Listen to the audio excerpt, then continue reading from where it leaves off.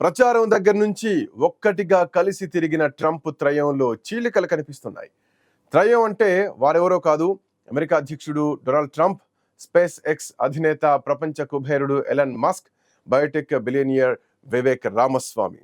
వీరు ముగ్గురు అమెరికా భవిష్యత్తును బంగారు భవిష్యత్తుగా తీర్చిదిద్దాలనుకున్నారు. ట్రంప్ గెలుపుకు అహర్నిశలు కుడి భుజం ఎడవ భుజం లాగా ఎలాన్ రామస్వామిలు ఇద్దరూ కూడా పనిచేశారు. తమ సంపదను కూడా ట్రంప్ గెలుపు కోసం వెచ్చించారు. అయితే అమెరికా అధ్యక్ష ఎన్నికల్లో విజయం సాధించిన డొనాల్డ్ ట్రంప్ ఏర్పాటు చేసినటువంటి ఏదైతే డోస్ విభాగానికి ఈ ఇద్దరిని ఎంచుకున్నారు. అమెరికాని ఓ రేంజ్లో డెవలప్ చేసేందుకు డోస్ ఉపయోగించుకోవాలని అనుకున్నారు ట్రంప్. జనవరి 20న రెండోసారి బాధ్యతలు చేపట్టారు. అయితే ఎన్నికలప్పుడు రిపబ్లికన్ అభ్యర్థిత్వానికి పోటీ పడిన భారతీయ అమెరికన్ వ్యాపారవేత్త వివేక్ రామస్వామిని తన క్యాబినెట్లోకి ట్రంప్ తీసుకున్నారు. ఎన్నికల ఫలితాలు వెలువడ్డ వెంటనే ఎలన్ మస్క్ స్వామిలకు కీలక బాధ్యతలు అప్పచెప్పారు. కానీ దాని నుంచి ఇప్పుడు వివేక్ తప్పుకున్నారు. ఆయన నిర్ణయం వెనక కారణం ఏమిటి అనేది చర్చ.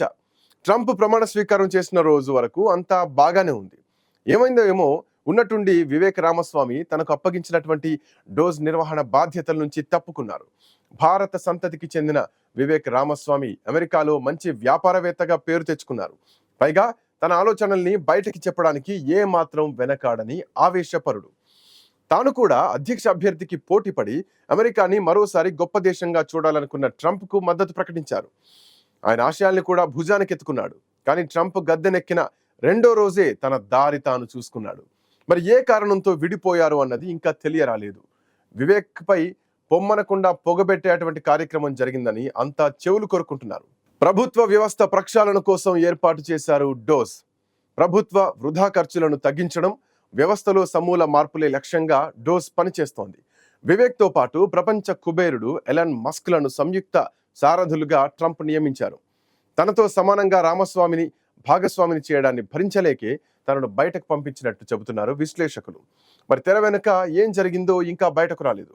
మొత్తానికి అమెరికా అధ్యక్షుడు డొనాల్డ్ ట్రంప్ యంత్రాంగం నుంచి భారత సంతతికి చెందిన వ్యాపారవేత్త వివేక్ రామస్వామి బయటకొచ్చారు. ఇదిలా ఉంటే ఓహియో గవర్నర్ పదవి కోసం రామస్వామి తానే సొంతంగా ప్రయత్నం చేస్తున్నట్టు అక్కడి జాతీయ మీడియా చెబుతోంది. ఓహియో గవర్నర్గా పోటీ చేసేందుకు మొగ్గు చూపుతున్న వివేక్ ఈ నిర్ణయం తీసుకున్నట్లు పత్రికలు రాస్తున్నాయి. తాను డోస్ నుంచి తప్పుకుంటున్న విషయాన్ని మొదట ఎక్స్ వేదికగా వెల్లడించారు వివేక్. డోస్ను సృష్టించేందుకు మద్దతు ఇవ్వడం నాకు దక్కిన గౌరవంగా భావిస్తున్నాను. ప్రభుత్వ వ్యవస్థ ప్రక్షాళనలో ఎలన్ మస్క్ ఆయన బృందం విజయం సాధిస్తుందని ఆశిస్తున్నాను. నా భవిష్యత్ ప్రణాళికల గురించి త్వరలోనే ఓహియోలో చెప్పాల్సి ఉంటుంది. అది చాలా ముఖ్యం అని చెప్పారు. ముఖ్యంగా అధ్యక్షుడు ట్రంప్ అమెరికాని మళ్ళీ గొప్పగా తీర్చిదిద్దడంలో సహాయం చేయడానికి మేము ఎప్పుడు సిద్ధంగా ఉన్నాం అని ట్వీట్ చేశారు. ఉపాధ్యక్షుడు జెడి వ్యాన్స్ కు అత్యంత సన్నిహితుడుగా రామస్వామి గుర్తింపు పొందారు. అధ్యక్ష ఎన్నికల్లో రిపబ్లికన్ అభ్యర్థిత్వానికి వివేక్ రామస్వామి పోటీపడి తర్వాత ట్రంప్ కి మద్దతు ప్రకటించారు. మరోవైపు రామస్వామిపై ప్రభుత్వం ఎఫిషియన్సీ బృందం ప్రశంసలు కురిపించింది.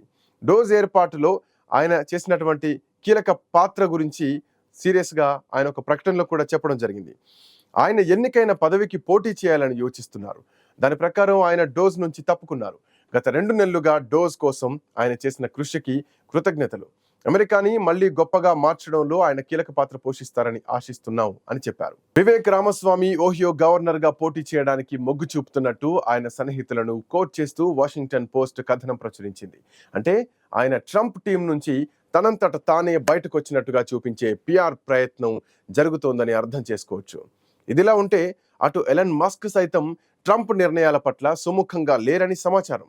అఫ్కోర్స్ అధ్యక్షుడు ట్రంప్ ఏదైనా అనుకుంటే, ఏ నిర్ణయమైనా తీసుకుంటే దాన్ని ఎలన్ మస్క్ ఇష్టపడతాడా లేదా అన్నది పక్కన పెడితే కనుక మొన్న ప్రపంచంలోనే ఓ అతిపెద్ద ఏఐ ప్రాజెక్ట్ ని ట్రంప్ వైట్ హౌస్ లో ఆవిష్కరించారు. ఓపెన్ ఏఐ అట్లాగే సాఫ్ట్ బ్యాంక్, ఒరాకిల్ సంయుక్తంగా ఈ భారీ కృత్రిమ మేధ ప్రాజెక్ట్ ను చేపట్టాయి. ప్రాణాంతక క్యాన్సర్ ని కూడా నయం చేసేలా ఈ ప్రాజెక్టుకు రూపకల్పన చేశామని చెబుతున్నారు. అమెరికా అధ్యక్షుడు డొనాల్డ్ ట్రంప్ మంగళవారం వైట్ హౌస్ లో దీన్ని ఆవిష్కరించారు. ఈ ప్రాజెక్టు కోసం ఏకంగా $500 బిలియన్ ఈ 4 ఏళ్లలో ఖర్చు చేయనున్నట్టు దిగ్గజాలు చెబుతున్నాయి. కానీ దీనిపై ట్రంప్ మద్దతుదారుడు ప్రపంచ కుబేరుడు ఎలన్ మస్క్ మాత్రం అనుమానం వ్యక్తం చేస్తున్నారు. పైగా ట్రంప్ ఏకపక్షంగా దాన్ని అంగీకరించడం మస్క్కు నచ్చలేదు. అందుకే ఆయనలో మొదటిసారిగా ట్రంప్ పై అసహనం కనిపించింది. నిజానికి ఈ ప్రాజెక్టును ట్రంప్ సమర్థించడంపై ప్రపంచ కుబేరుడు ఎలన్ మస్క్ తీవ్రంగా స్పందించారు. ఈ కంపెనీ $500 బిలియన్ పెట్టుబడులు పెడుతుందని కూడా ట్రంప్ చేసినటువంటి ప్రకటనపై ఆయన అనుమానం వ్యక్తం చేశారు. అంత మొత్తం డబ్బు వాళ్ళ దగ్గర లేదని చెబుతున్నటువంటి మస్క్ సాఫ్ట్ బ్యాంక్ మొత్తం విలువ $10 బిలియన్ కంటే తక్కువ అని చెప్పారు. ఈ మేరకు మస్క్ ఎక్స్ వేదికగా ఓ పోస్ట్ కూడా పెట్టారు. ఈ మెగా ప్రాజెక్టు పట్ల ఆయన ఒకంత అసహనంగా ఉన్నట్టు ఆ ట్వీట్ సూచిస్తోంది. ఇలాంటి మరో 2 సంఘటనలు జరిగితే ఈ ప్రపంచ కుబేరుడు కూడా ట్రంప్ టీం నుంచి బయటకు వెళ్లడం ఖాయమంటున్నారు విశ్లేషకులు. అమెరికా అధ్యక్షుడిగా బాధ్యతలు చేపట్టిన 24 గంటల్లోనే ఒకవైపు వివేక్ రామస్వామి డోజ్ నుంచి బయటకు రావడం, వైట్ హౌస్ లో ట్రంప్ ఈ ప్రాజెక్టును ఆవిష్కరించడంపై మస్క్ అసహనం వ్యక్తం చేయడం చూస్తుంటే ట్రంప్ టీం అమెరికాని మరోసారి గొప్పగా చూపించడంలో ఎంతవరకు సక్సెస్ అవుతుందా అన్న అనుమానాలు బయటకు వస్తున్నాయి.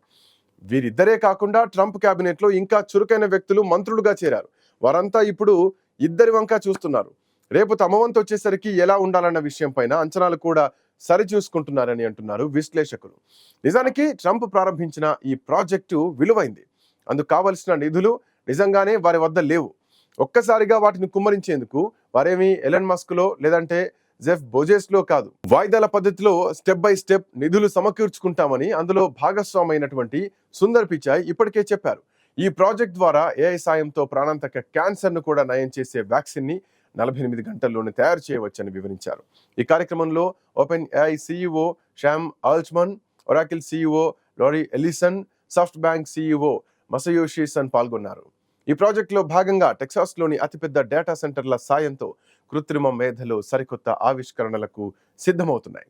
ఇందుకోసం టెక్సాస్లో 10 డేటా సెంటర్లను కూడా ఇప్పటికే నిర్మించారు. త్వరలోనే ఈ సంఖ్యను 20కి పెంచబోతున్నారు. ఈ ప్రాజెక్టు ద్వారా అమెరికాలో లక్షలాది ఉద్యోగాలు సృష్టించవచ్చని open AI CEO Sam Altman చెప్పారు.